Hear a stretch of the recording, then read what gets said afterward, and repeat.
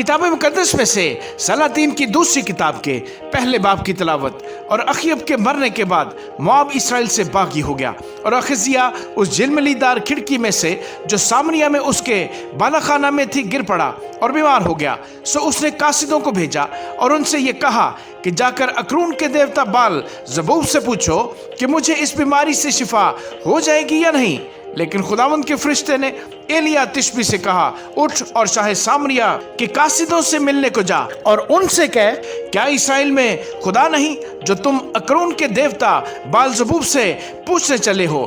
اسی اب خداوند یوں فرماتا ہے کہ تو اس پلنگ پر سے جس پر تو چڑھا ہے اترنے نہ پائے گا، بلکہ تو ضرور ہی مرے گا۔ سو ایلیا روانہ ہوا اور وہ قاصد اس کے پاس لوٹ آئے۔ سو اس نے ان سے پوچھا، تم لوٹ کیوں آئے؟ انہوں نے اس سے کہا، ایک شخص ہم سے ملنے کو آیا اور ہم سے کہنے لگا کہ اس بادشاہ کے پاس جس نے تم کو بھیجا ہے پھر جاؤ اور اس سے کہو، خداوند یوں فرماتا ہے، کیا اسرائیل میں کوئی خدا نہیں جو تو اکرون کے دیوتا بال زبوب سے پوچھنے کو بھیجتا ہے؟ اس لیے تو اس پلنگ سے جس پر تو چڑھا ہے اترنے نہ پائے گا، بلکہ ضرور ہی مرے گا۔ اس نے ان سے کہا کہ اس شخص کی کیسی شکل تھی جو تم سے ملنے کو آیا اور تم سے یہ باتیں کہیں؟ انہوں نے اس سے جواب دیا کہ وہ بہت بالوں والا آدمی تھا اور چمڑے کا کمر بند اپنی کمر پر کسے ہوئے تھا۔ تب اس نے کہا، یہ تو ایلیا تشبی ہے۔ تب بادشاہ نے 50 سپاہیوں کے ایک سردار کو اس کے 50 سپاہیوں سمیت اس کے پاس بھیجا۔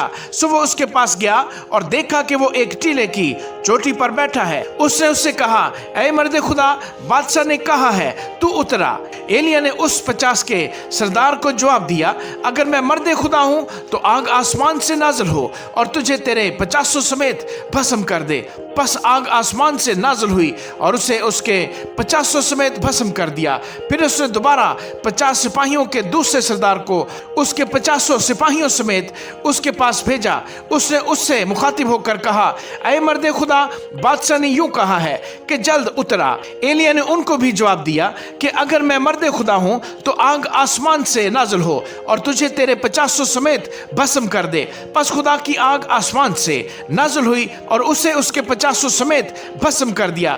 پھر اس نے تیسرے 50 سپاہیوں کے سردار کو اس کے 50 سپاہیوں سمیت بھیجا، اور 50 سپاہیوں کا یہ تیسرا سردار اوپر چڑھ کر ایلیا کے آگے گھٹنوں کے بل گرا اور اس کی منت کر کے اس سے کہنے لگا، اے مرد خدا، میری جان اور ان 50 کی جانیں جو تیرے خادم ہیں تیری نگاہ میں گراں بہا ہوں۔